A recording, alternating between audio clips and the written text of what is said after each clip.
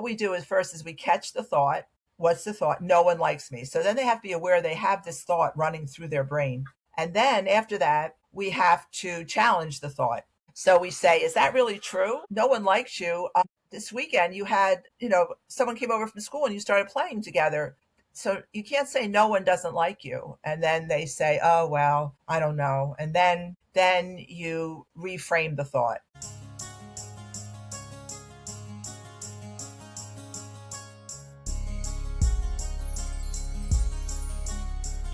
Hi, everyone. I'm your host, Dr. Shafer of Talks with Dr. Shafer. I'm so glad you're here. Today, we have an inspiring author, psychologist, and professor, as well as the CEO of Second Acts Career Services in Toms River, New Jersey, Kathy DiMario. Kathy is the author of What Kind of Dog Am I? The story of a rescued dog named Posha, who's on a journey of self-discovery. Kathy DiMario wrote the book with her daughter, Kelly DiMario, and the book was lovingly illustrated by Emily Foster, a high school junior from Point Pleasant Beach, New Jersey. Kathy DiMario and Posha, the dog, are teaching kids that they are possum. And we are so excited to have her on the show to talk about her mission and how we can help the littles in our lives develop their self-esteem. Kathy, thank you so much for joining us on Talks with Dr. Shafer. Thank you so much for inviting me. This is really a wonderful opportunity. And we were just discussing how your daughter and you are so involved with shelter dogs and rescues, so that I think we're just really on the same page together. It's such a happy marriage. It really is. There's a lot to talk about as you are a woman after my own heart, someone who lives with depth and breadth in their lives. You've worked as a counselor for Monmouth University and have an MA in psychological services, have been inducted into the Ocean County Women's Hall of Fame. Woot, woot, that's awesome.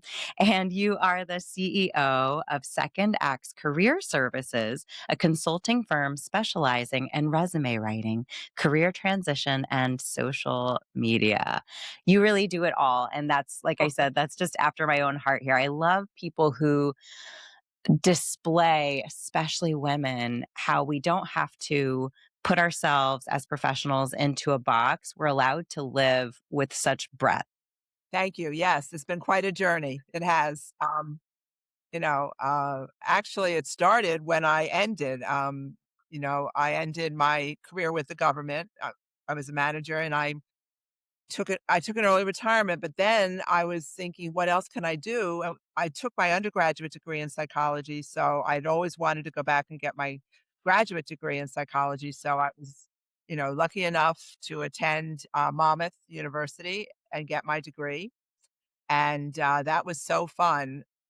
Mainly because I was a little worried because I was a little older and I was worried about being a mature person, but it turned out that it was such a great experience. I still have friends from the classes, and we still connect, and it was, again, one of those things that I was a little worried about and turned out to be the best thing I ever did in my life. So I would give out that. It's the only advice I would give out. It would be, if you are a little nervous or anxious, just do it, just do it, because it just, whatever you do turns out to be something that you're so not just proud of, but turns out to be one of the best things of your life. So Sounds really transformative. yes, it was. And Hmm. then I went on and I did, well, first of all, I started my own business, Second Acts Career Services. I thought Second Acts is such a great name for what I'm in, whatever all of us women are in. Sometimes we're in our third act. And of course, F. Scott Fitzgerald said there are no second acts in American life, and that's so untrue. So I love working with people that are either transitioning to a new career or coming up with a different passion that they have and making it work for them. That is one of Mm. my passions. And then, as part of my second act, I became an adjunct professor at Ocean County College, and I teach psychology, child psychology, and abnormal psychology. And working with Gen Z is so wonderful because they are, as I tell them, they are the smartest generation that's ever been on the planet. but they are also the most anxious generation that are on the planet. So we talk about that a lot. We talk about what it is that is keeping them, in a depressed, sad state, an unhappy state, because there should be no reason on earth why anybody is unhappy or going through seeing the world through a different prism, which unfortunately Gen Z has a tendency to do. Mm, And if I ask them why they feel so stressed and anxious, which is what they are, the first thing they do is they hold up their phones. They all know. They know. They just know what it's doing to their lives, but unfortunately, because of the addiction, they can't separate from it. So that's one of my goals in life, is to get people to disengage from social media a little bit so that they can have a wonderful, lovely, happy life. So that comes out this what I talk about next comes out of my experience with teaching. So mm, then my daughter adopted a rescue dog, Posha. She got her from a house in Philadelphia where breeders dropped off dogs that they didn't want, and she had 24 hours to pick up Pasha or she would not have been there anymore. So we went right out that night. We walked in the door, and as you said with your rescue dog that you just got, she when Kelly walked in the door, Pasha walked over and got right underneath her legs. And they knew right away they had bonded. And they had they bonded right that is her best friend. So uh, when everybody met Pasha, they would say, because she was only about 18 inches tall, but she weighed 40 pounds. So people would always ask, what kind of dog is that? And, we weren't sure because she was a rescue. We were told she was a Shih Tzu. We had no idea. But then from that, we started to talk about how what kind of dog am I is a good segue to teaching kids what that name that we put on them, whatever name people want to put on children, just like they want to put a name on Pasha. What does it matter? Because we're a family, we love each other, we take care of each other, and that's all that matters. So mm, that's what inspired the book. Pasha goes through her journey of what kind of dog is she? Everybody asking the question, and we finally end up with, what does it matter? What matters is that we love her, she loves us, and we're a family. And at the end, Pasha asks children to give who's ever reading them the book a hug, and they end up hugging each other. And to me, that's Pasha's message, because Pasha is so happy. Her message is, we are happy with the people we love and the people who love us. And that's where the journey came, and then we started reading it in schools right before the pandemic. Over about 400 schools, the kids really embraced Pasha. We got so many thank you notes from the kids saying, "We love to Pasha. Pasha, we love you. We wish we could hug you." Just so many things came from it. It was such a miracle. In fact, one child told I got actually an email from one of the mothers. One of the children was going in for a surgery at the hospital, and she told me he asked if he could take Pasha with him into the room with him. So that to me meant that Pasha had touched that child's life. And I was sure that was the whole goal from the whole beginning. So that's been a wonderful journey. mm. Dogs have such a special place in our lives and they can teach us so much. You reminded me, I wish I could tell that child this story. If you ever come in contact with them, tell them this story. So, this is not a HIPAA violation. This is something that's well known. It was reported on in all sorts of news. But I took care of a patient once that was rescued by his dog because he had fallen. We live in northern Michigan. It's very cold. It was below zero for several days. He'd fallen and had injured himself in such a way that he could not get up. and the dog came and found him and laid on him. It was a big golden retriever and rescued him, saved his life, kept him warm enough in sub-zero temperatures that he could survive for quite a long time outside in the cold on the ground. And you reminded me of this because this dog, being the hero, got special treatment in the hospital, of course. And so you'd go in the room, and this dog would be just right where he belonged, laying again right on top of his dad and saying, "Okay, I saved you. You're alive. I'm so happy." And it was such a beautiful moment. And it was funny because I'd never told my children this story because they were so young when it happened. But they were watching, they love these YouTube shorts. They don't watch much YouTube, but they specifically love these stories that are narrated and they're true stories of amazing things that have happened. And they came across the story of this dog. And I was like, oh, that was mommy, actually. So that was funny. But, just dogs, they can save our lives in big ways, but they can save our lives every single day by how they interact with us. And we're all just looking for that reflection back to us, that glimmer that gives us enough hope, enough of a positive perspective that it can help us shift our internal focus. And maybe that can help us shift our internal dialogue, like you work with people. So true, so true. Yes, they mirror everything that's good about us, and they just reflect on everything that we are good with, and they bring out the best in us. They bring out empathy, caring, kindness, all the things that sometimes we don't, in a busy world, we don't have a lot of time to experience or express. And Mm. I mean, there's all these studies about how just spending time with them lowers our heartbeat, makes us healthier. So many things they do for us, and they don't really ask for anything in return. Just It's scritches and scratches and scritches. food.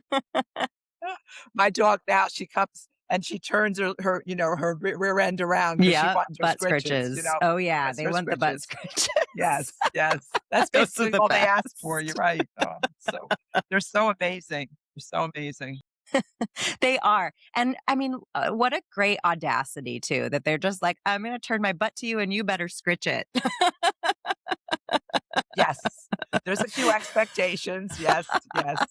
Yep. But I think that's another thing that dogs do is they have this positivity and they also have this audacity. It's not really audacity, but to us it is to ask for what they want, right? A healthy, happy dog has learned how to ask for what they want, how to communicate. And I think that when we talk about things like self-esteem with children and environment and conditioning and that inner voice that has been crafted over an early lifetime to echo sentiments that it's heard that maybe not encouraging the ability to share what they need, share how they feel, ask for what they want, right? And Right. so I think when you are spending time around whether it's a person or an animal that is so unapologetically themselves and joyful and present, it just is an invitation for us to be present. And you talked about the phones. I think when we're stuck in these habits that are deleterious, that are not helpful for our happiness, health, and our self development, like doom scrolling, et cetera, or engaging in these negative environments online, when you surround yourself with positivity, you're just planting the seeds for a different life, whether it's volunteering at an animal shelter, getting out of your home, getting away from your phone, getting into your community, organizing or volunteering, or just simply being around other people. It can make all the difference. Now, you're an advocate for building self identity and self esteem in children. And those lessons have been woven into your book, What Kind of Dog Am I? If we have children in our lives who are struggling with their self esteem or their sense of self, what are some beginning steps we can take to help them build up their sense of self esteem? Well, I don't know if I have a story that voice that you just talked about, that voice that's in our head that's always telling us, "You shouldn't, you are the worst," whatever. I actually have a story about that. When I was gonna if I wrote a book, the title of my book would be, "What Did Alan Daly Get?"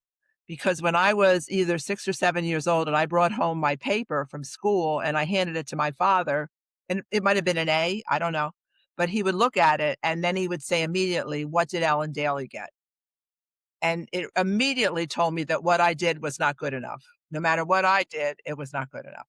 And that voice, and I don't think we really realize it, that stays in our head forever. It starts to ruminate in our head. And if we start doing that with children, if we don't praise them and we don't give them, there's all kinds of child psychology on working with children to make them feel better about themselves, even when Eric Erickson is the one that said positive self identity is what makes healthy self esteem. We're talking about healthy, feeling good about yourself, confident.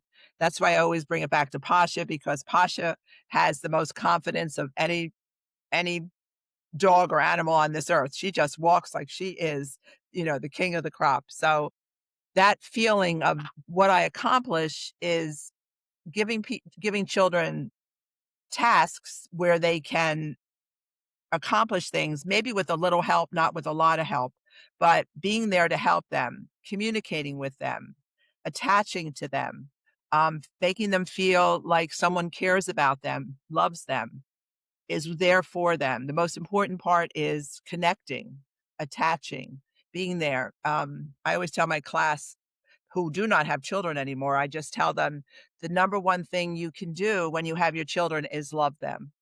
That's it. Just be there for them. And unfortunately, with what you just brought up, the phones, we are not connecting like we should connect with everybody in our world. Even our parents are not connecting as much with kids because they're on these phones. I was at we were out at IHOP on Sunday, and a father came in, and it looked like he was a single father. He had 4 kids with him. They sat down. Guess who took out their phone first? Dad. Dad. Yep, dad. Yeah. Took out his phone right away, and then immediately, 4 other phones came out, and I thought to myself, "You have just lost a connection with your children." I mean, there you are having breakfast, a very important moment of the day. They can tell you what happened this week. You can tell them what you make them feel better about something bad that happened, but that connection just got lost. And phones are important, I know that, but we just the communication. Now you said, what can we do with children? We can spend time with them. We can take them outside. Um, I'm a real advocate. Dr. Martin Seligman has this whole theory on positive psychology, and his theory is, first of all, stay in the moment, just like you were saying. Do something together that you do to get that you spend time together. Get outside, read a book. Just sit down and read them a book, ask them about the story, talk, just figure out a way that you and the child can spend time together that is just happy. Just nothing, no not going out and I understand that you want everybody to be a major league baseball player, but maybe just doing things that don't make them feel like they have to, perform all the time. That's an important thing to do also. And Yeah. we bring up the dogs, just spending time with the dog, maybe training the dog. Um, Mm.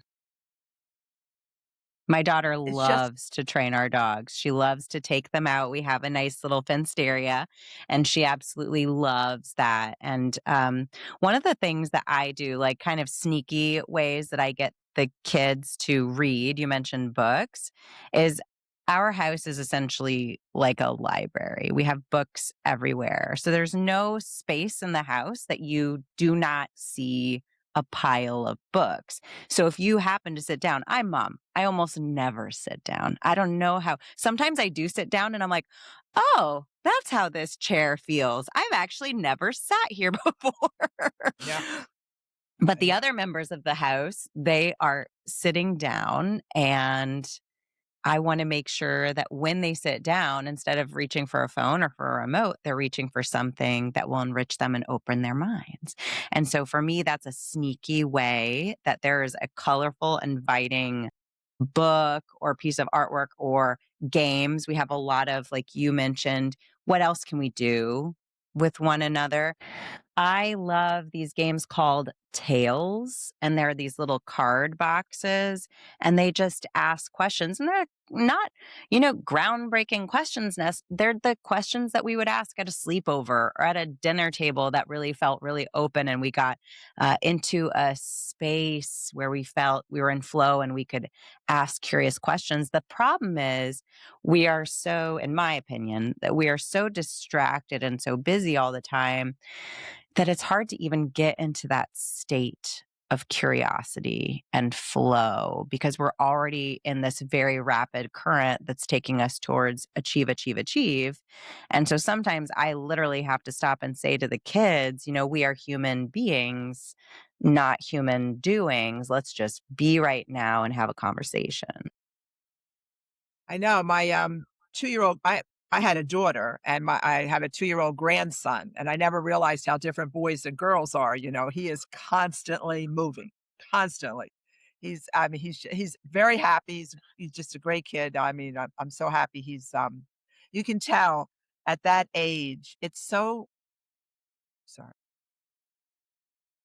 We make this conversation. We make this, my daughter and I watch when because he's so free and, I know we know he's going like, there's a video of him at daycare, and there are people dancing in the front of the room, and he's in the back of the room, and he is just dancing his heart out without ever thinking, "Oh, is someone watching me?" or anything. It's just so beautiful to see this happiness and this, innocence, and we talk about my daughter and I talk about how going further in even in peer groups, that might change because suddenly you become aware of what people think of you, and Erickson says, that starts to happen around 3 or 4 years old, so but anyway, he it's hard to get him down to sit, but as you said, I can if I'm with him and I can start, like, a conversation with him, he will sit down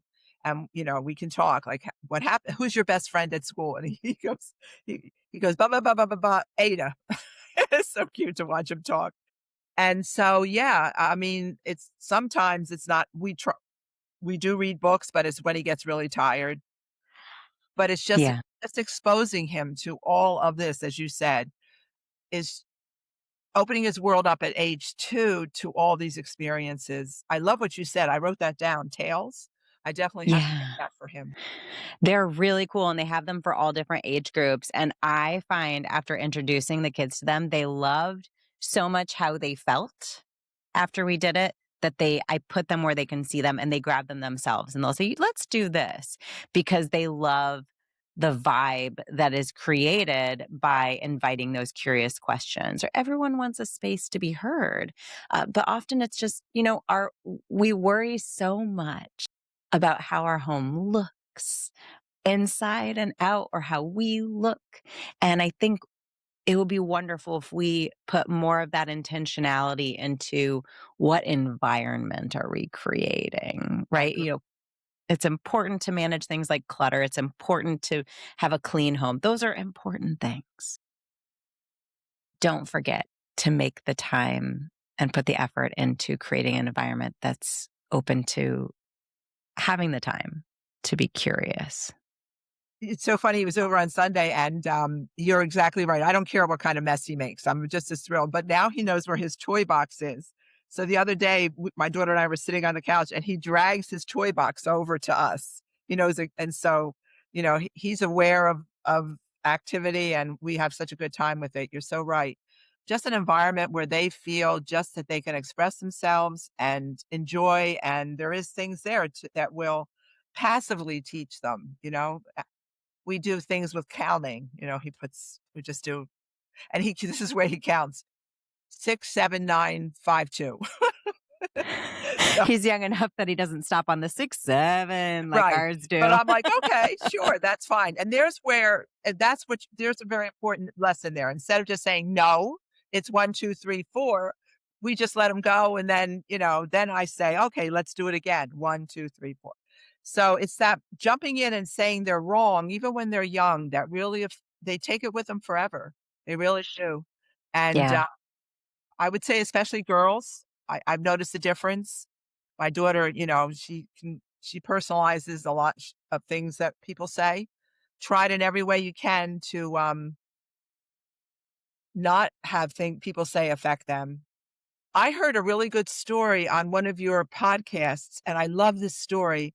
It's about a little girl that was at her ballet recital, mm, and she got a beautiful bouquet of roses, but then everyone asked her or someone asked her to her distribute the roses dad. among our Yeah, dad, thinking yeah, that was a good thing to do, yeah, but basically teaching her just like I was taught, you're not enough. You have to share, um, yeah, your accomplishments, your awards, and I thought that was so, oh my god, so poignant because parents do that thinking that's a good idea, but not realizing what the hidden message is, which is you're not good enough. yeah, yeah, that was and she was around 4 and we talk about development, and I think that was um a foundational experience for her. And when she was 8 and 9 and 10 and developmental psychology, right, we're having a different stage of development then. And we start to be able to question things, right? We start to be able to have those independent thoughts. And I almost imagine we often raise monarchs because we have a place where they cut the grass where milkweed grows. So if we don't collect it, and it's legal in Michigan, if we don't collect it, they would be mowed down. And so we always check. And if there are eggs or caterpillars, we take them inside. And, they're outgrowing their physical body constantly. They're shedding their skin constantly. And yet, we don't necessarily explicitly tell kids that you're going to be shedding things. Like you're going to outgrow behaviors and ideas. And what I expect kids see this more when they're in a family with more than one child. They see, like, okay, the expectations of the 2-year-old is different than the expectations of the 10-year-old and the 18-year-old. But not every child is able to see that or discern what's going on the way that we maybe assume that they can discern. And so I think it's really important to be really explicit about the fact that we all are constantly growing, and it's okay to shed our skins. It's okay to prune away things that don't work for us anymore, habits that don't work. So that idea when she was essentially a baby that she had to earn, when really, ideally, I think we could have just been celebrating her and all the work she had done, because I think we're taught, especially as women, not to over celebrate or even celebrate at all ourselves, because there's this idea that we're stealing the spotlight. But when we shine our light, we're actually shining it on the people around us. We're not stealing it from anybody. So true. And there's just hidden messages that we get as women, when I was in graduate school, one of my professors, she had an only child. She had her a little later in life. And she told us that she was not going to teach her child to share. And we were all like, "What? What?" I mean, we just and she said, "No." She said, "I'm not gonna tell her when she's 3 years old she has to give away her best toy." And she said, "Because I wanna build her self-confidence." Now, what I said before was healthy self-esteem. I don't know. But it was an interesting point she was making just like this, that we do tell, and I see it with Logan, my, 2-year-old grandson. If you ask him to give something away, he says, "No, no, not doing that." Um, just because that's inner nature there, you know? So, just the simple little messages that we do impart as parents, which we're trying to make them, we think, kind. children, we also are teaching them that somebody else might be more important than them or what other people think is more important. Because, we don't have a long time with our children. I asked my class, my 18-year-olds, who who formed them more, parents or peers? And they already say peers. They say peers. Mm. That a lot of their personality has been formed by peer interaction. So those special years we have with them when they love us, I see my grandson as mommy everything. That's a good time, as you said, to form the personality and the values and the thoughts and the emotions that they have and work with them. Hmm.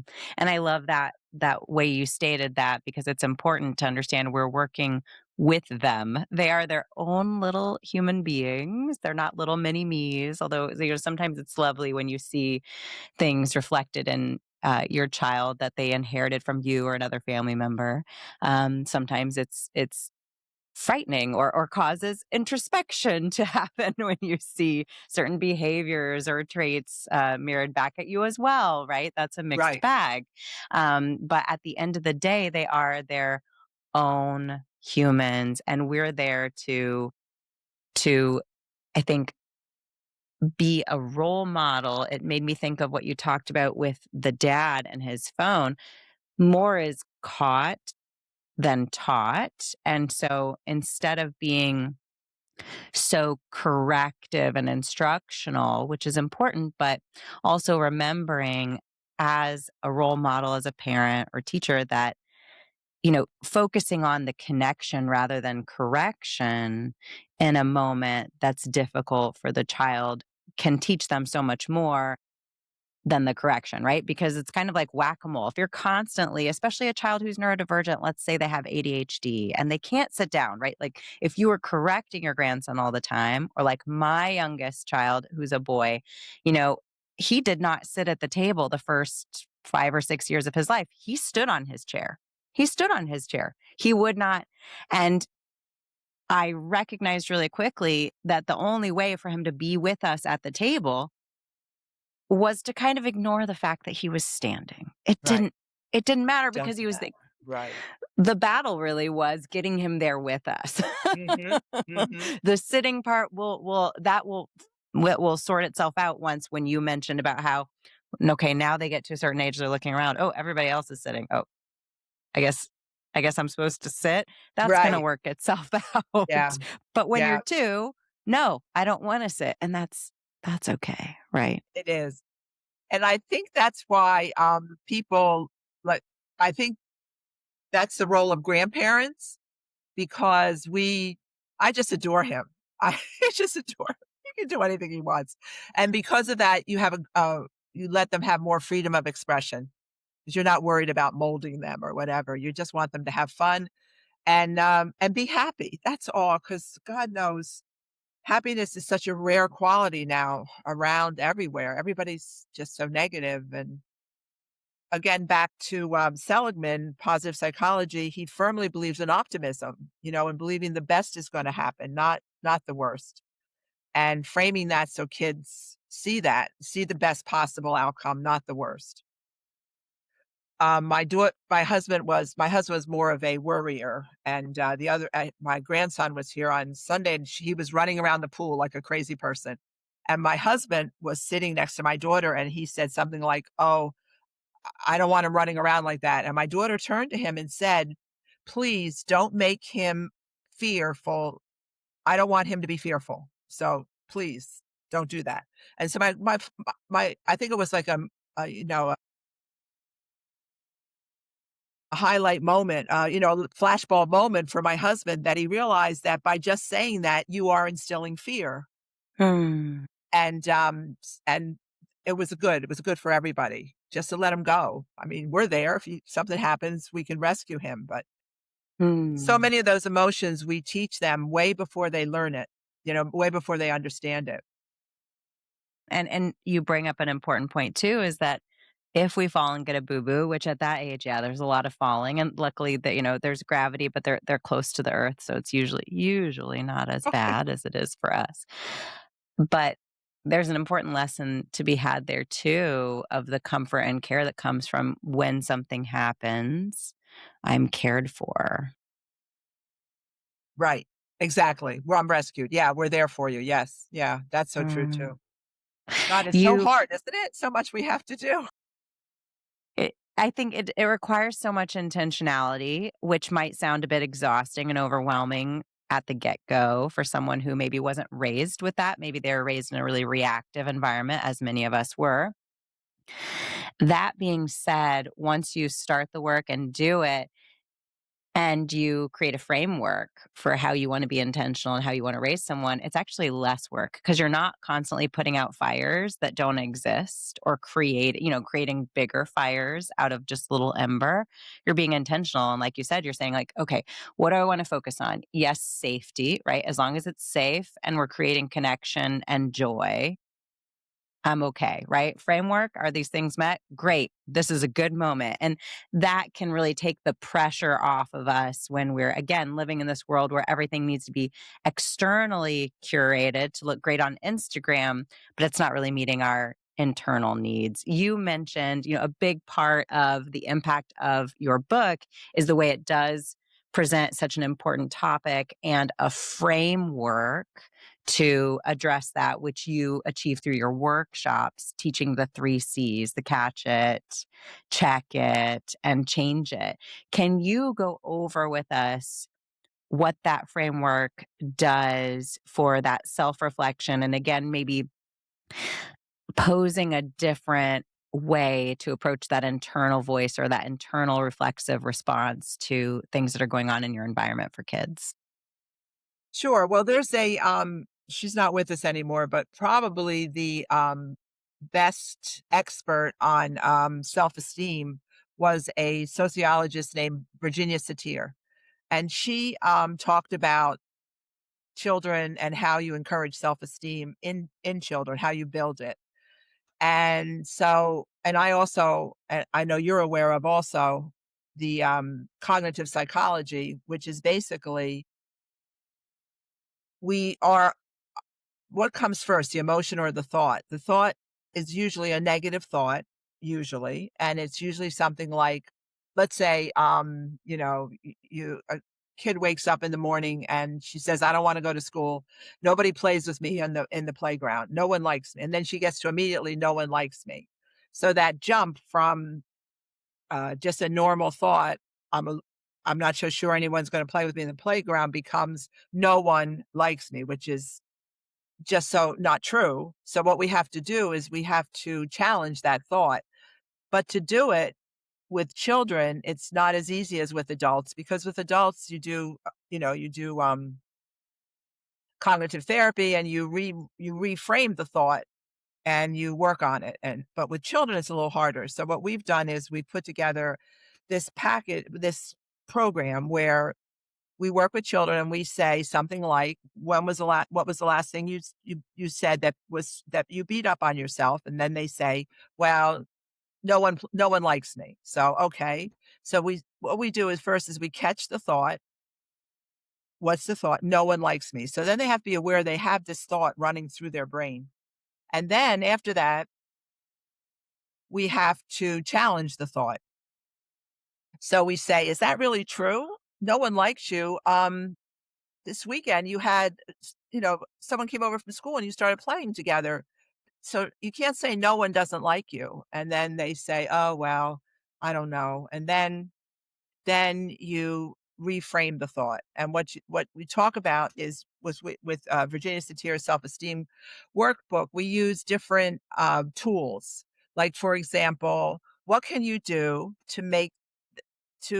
what can you do tomorrow? Because as soon as you take that, fear and anger are all in the amygdala.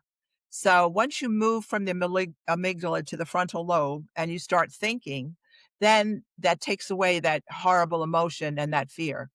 So you move to the frontal lobe and you say, well, what can you do? What can you use? Let's use the courage stick. We have a courage stick in our toolbox. What can you do tomorrow that you need a little courage to do? Let's hold on to the stick. What can you do tomorrow that will maybe help you with no one likes me, because we know that's not true. And then they say, well, maybe in the lunchroom, I could ask, Mary, if I could sit with her, and say, okay, so you're going to need courage for that. So let's hold on to the courage stick. And then let's talk about that. And then you work it through. How do you say this? What's going to happen? And then suddenly the whole thing has changed, because now you're not thinking negatively. You're thinking you have a possible uh, plan of action. And then they take the courage stick, and then they go the next day, and then you follow through and ask them, how did it go? So these tools, there's a wishing one where they can wish what they want to have happen.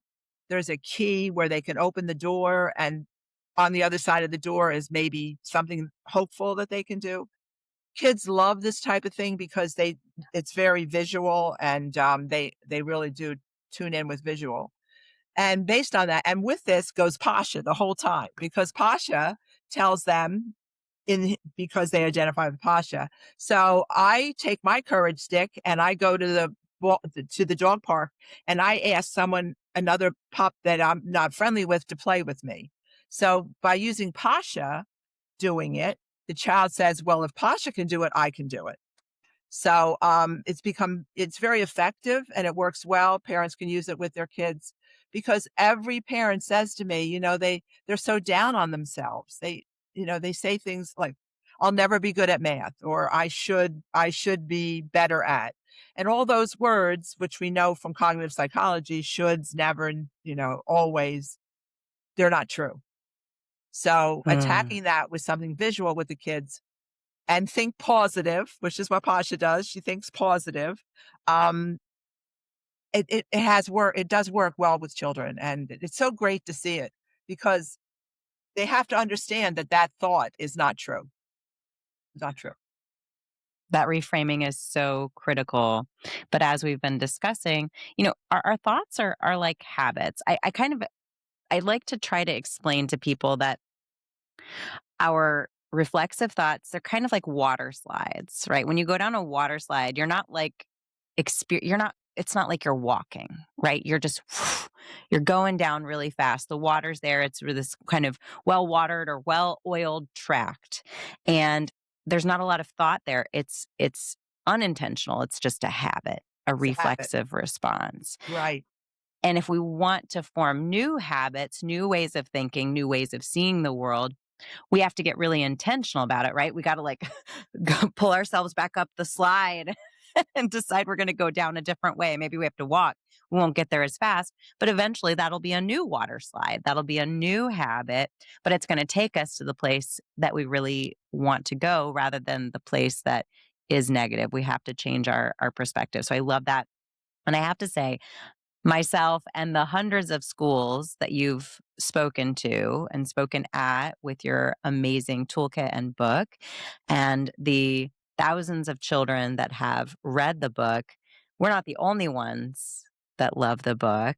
Lynn Manuel Miranda, who our family is a huge fan of, from his Of Disney course. work to Hamilton, which we can all say by heart from start to finish, he shared his thoughts on what kind of dog am I as well, sharing that, quote, the work you do is commendable and admirable. Thank you for being the So hero to hundreds of children who read it, which is just so touching.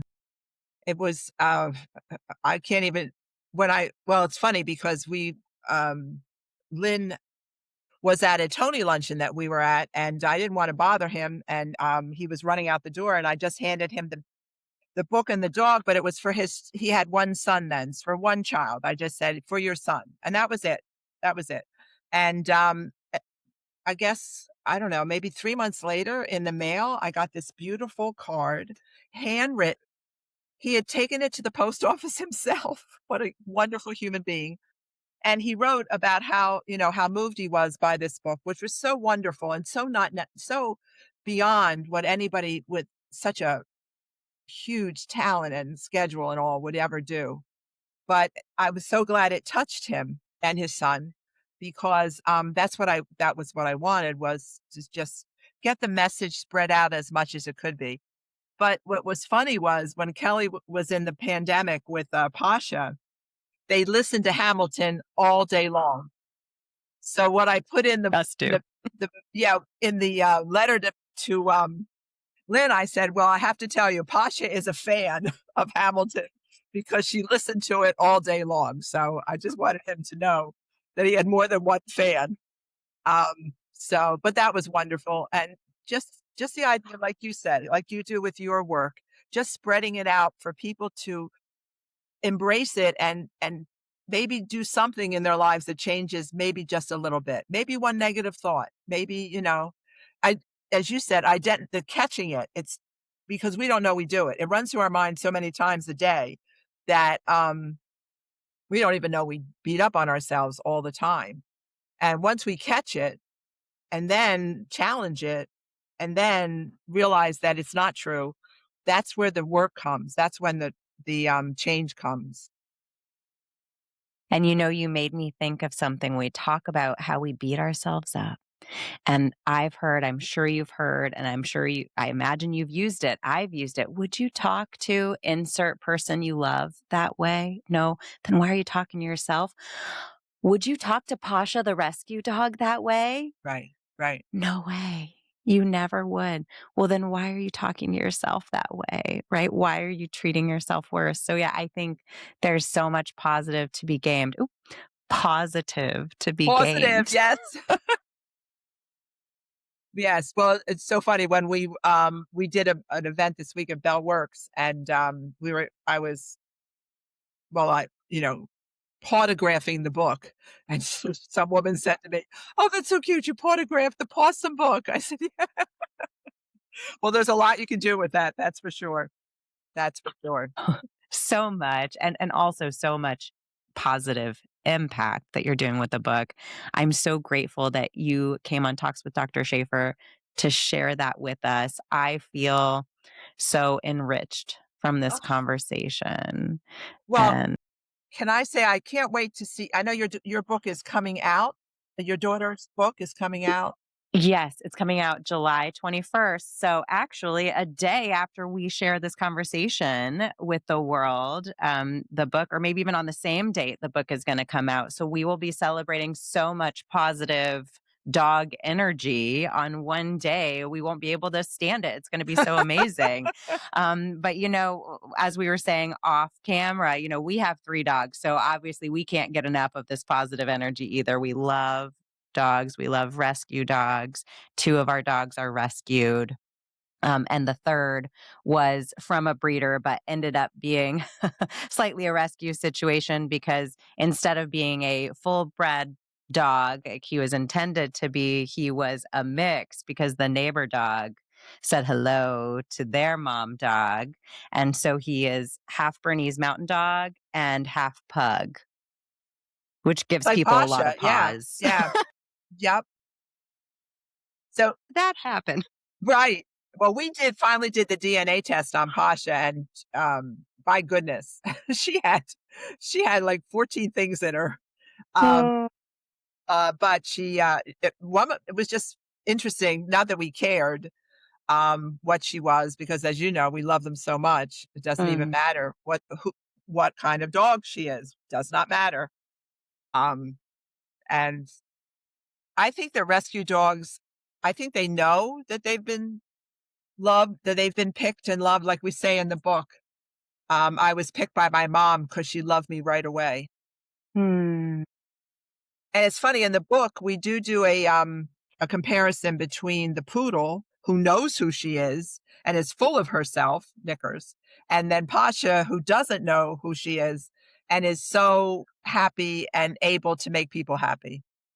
Hmm. And I think on a final note, for me, and we've talked a lot about this, our limiting beliefs we have and the expectations that were set for us as kids.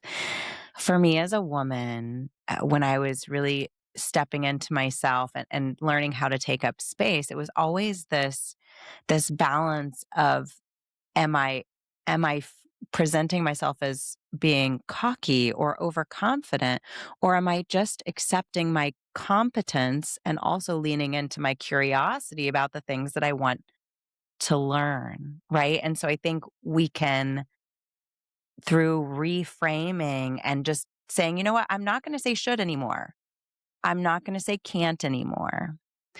I'm not going to say cocky anymore. I'm not going to even entertain any of those things. I'm going to reframe it and say, when I go and talk to someone, it's not because I'm cocky or full of myself. It's because I'm curious and I want to learn from them. Exactly. And what will that do Exactly. for me? So I love this idea, and you're doing it with the book of helping kids from a really young age learn to reframe. And a lot of our Talks with Dr. Shafer audience, like myself, are here because we are also actively working on reframing our thoughts and therefore our lives so that we can build our most beautiful future. And that negative self-talk, it's not going to build for us. It's not going to get us where we want to go. Nope. Nope. It's no, it's gonna hamper us and it's going to be an obstacle to being where we wanna go. So, yeah, just be kind to yourself. I think Pasha would say that. Just be kind to yourself. As you said, as kind to yourself as you are to other people. And as you would be to Pasha or any Oh, beautiful dogs in your of life, course. right? Oh, that's funny, isn't it? We don't even think about that. That's next level, but everyone deserves that kindness. Everyone deserves. I recently saw a video on social media that I absolutely love. I can't remember the creator. I've definitely reposted it on the account because it's so brilliant. And he says, life is hard, which is true. But sometimes there's a dog. You're just walking around and maybe you're having a hard day or a normal, boring day. And then there's a dog, and all of a sudden you're smiling and you're happy, right? And I think we can be that in people's lives. We can bring that energy too. We can be inspired by Pasha and by all the other dogs that just by physically being present and existing, right? They're not performing. They're they're just there. They We just can are. be that. Yeah, we Yeah, can just be ourselves, and that's the closest we can be to being as possum as Pasha. that's true. That is true. Take our clue from the dogs. Yep. Yep. How can our listeners connect with you, have you come speak at their school or event, and learn more about you and your amazing work? Well, I have, there's a website called What Kind of Dog Am I? You can go on there and there's a chat at the bottom, you can just go on there and it goes right to my marketing team and they will get right back in touch with them. That's awesome. Kathy, thank you so much for being here. It's been such a treasure and a pleasure to get to speak with you today. You too. Oh my goodness. I feel so blessed to have spoken to you today. Me too. And we're going to send you a copy of Shelter Dogs for you and Oh, Pasha and thank your you. daughter.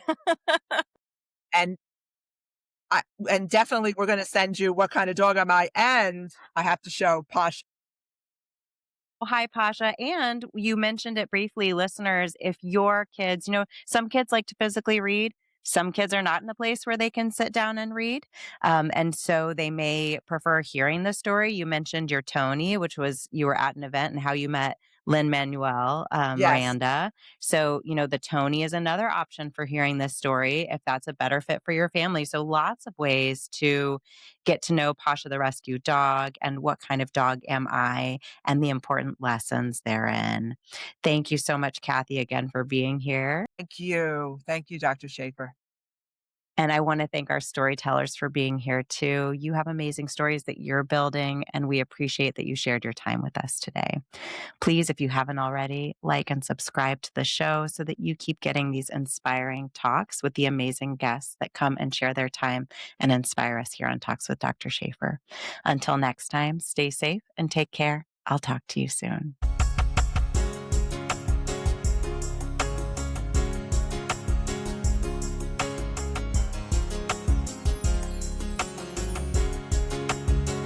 Everybody's lonely, but you can hold on to